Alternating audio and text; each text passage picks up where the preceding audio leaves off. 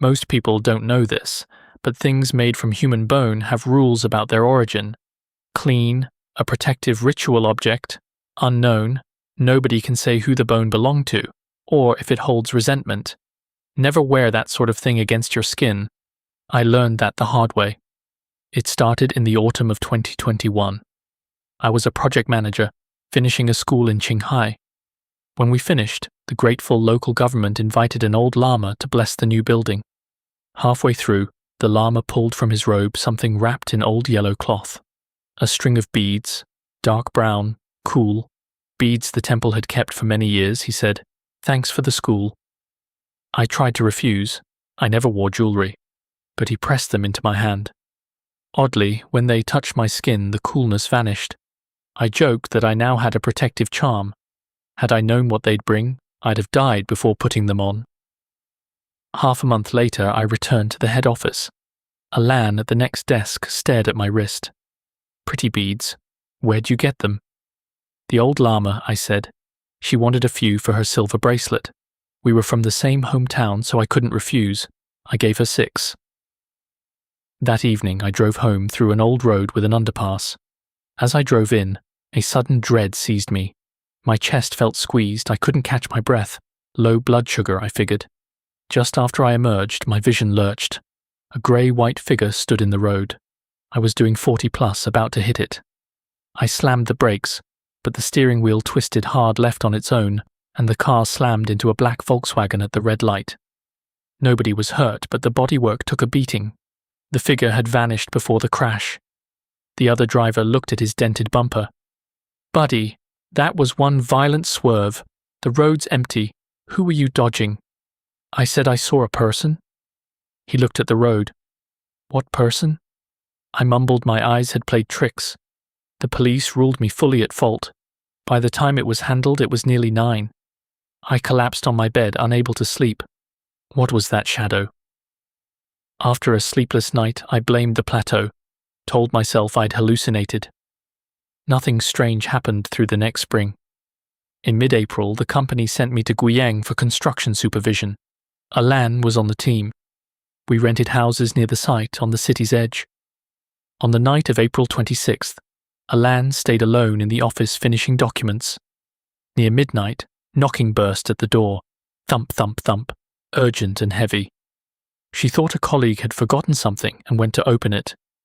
Through the peephole, she saw only black, as if something pressed against it blocked the light. Her heart lurched. She hesitated, then turned the handle. The corridor was empty. She clearly heard the knocking, so where had the person gone? She locked the door and hurried back to the dorm, asking in the project chat who'd knocked. Everyone said no one. She told herself it was a bored vagrant, but she didn't sleep soundly. At first light, her phone rang. Her mother, voice trembling. Your grandmother. Passed away last night. Alan was stunned. A month earlier, she'd made dumplings with her. A sudden heart attack in her sleep, her mother said. She was already cold when found. Alan cried in a corner, then booked a flight. I was the project head and her fellow townsman. I couldn't let her travel alone, so I went with her. On the way, she barely spoke, eyes red. We both still wore the beads. The vigil nights were the hardest. In the funeral hall, the eternal lamp burned and the wind stirred the white curtains. Alan knelt before the coffin, silent. I sat in the corner while the old villagers murmured ghost stories. The beads on my wrist seemed to grow heavier. The burial was on the 4th day, with a thank you banquet that evening. Not long after it began, a boy of 7 or 8 sat at my table, the child of Aylan's cousin. He stared at me without blinking, something unreadable in his eyes, fear or something I couldn't see. His mother scolded him quietly. Eat properly. Why keep staring at Uncle? He lowered his head but soon looked up. I teased him. Why do you keep staring at me? Think I'm handsome? Before I finished, he burst into wailing. His mother's face fell. What are you crying for? Don't embarrass us here. Still sobbing, he pointed at me and said one sentence. Uncle, there are 2 people on your back, a man and a woman, reaching out to grab food from your bowl. The whole courtyard went silent.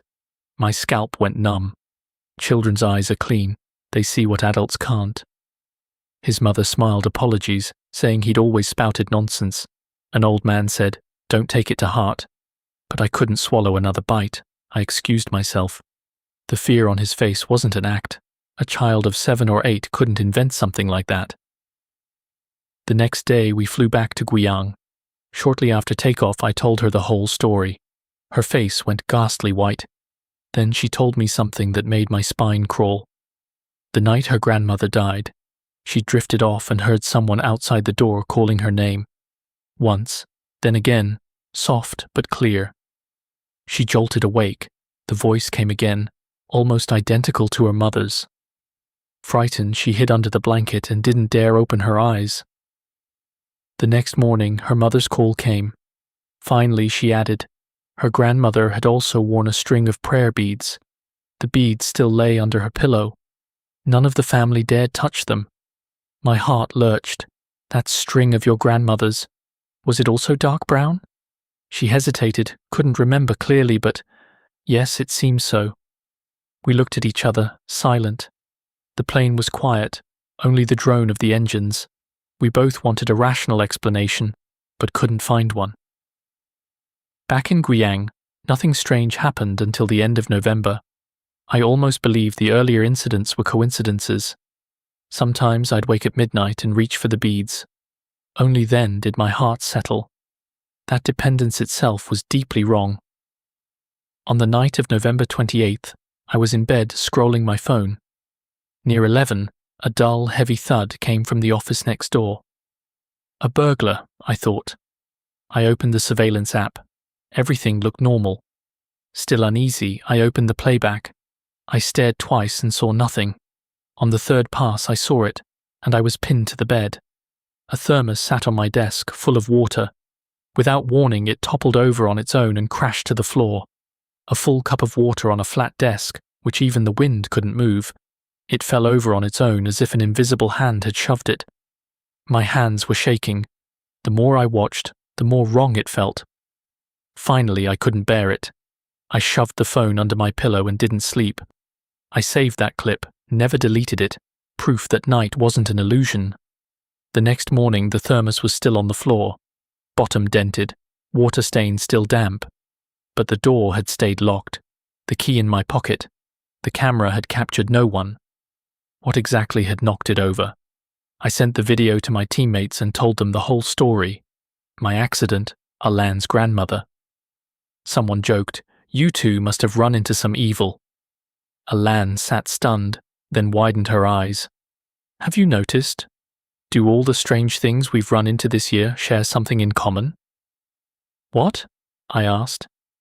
She stared at my wrist. "We've both touched this string of beads. You had your accident. My grandmother passed. Didn't all of this start right after you gave me those beads?" It was true. The accident happened the evening I split the beads with her. Her grandmother died while she wore them. Even the thermos that fell was in the room where I slept wearing them. Could it be the beads? I posted about it online. One reply made my heart sink. Think carefully. When you gave 6 beads to your co-worker, didn't you split the misfortune in half? Your accident that very evening. Months later, something in her family. Coincidence? A few days later, a knowledgeable netizen left a comment. Kapala is a prayer rosary made from human bone. True Kapala is extremely precious. The craft is so demanding it can take 10 or even 100 years to assemble a single string, an object seen once in 100 years. How could an old lama casually hand it to you? I also asked a friend to put me in touch with a dealer in old antiques and sent him photos. He looked for a long time, then replied, "Don't wear that thing, and don't ask about it anymore." When I pressed further, he never replied. I stared at that line for a long time. The beads, dark brown, I'd always taken for ordinary Bodhi seeds, but I never knew what they were made of. The Lama had said the temple kept them for many years. Many years? How many? Later I took them off and locked them in the deepest drawer, never wearing them again. After that I had the same dream for several nights. The underpass again, the grey-white figure again, beckoning to me. Every time I woke with a start before hitting it, soaked in sweat. Alan took off her beads too and gave them back. I locked them away with the rest. That string still lies in the deepest drawer. I didn't throw them away. I was afraid they'd come back. Later, the project ended, Alan transferred away, and we rarely kept in touch. She never wore jewelry again. So much time has passed and I still haven't figured it out. The grey-white shadow in the underpass that night, the knocking and the voice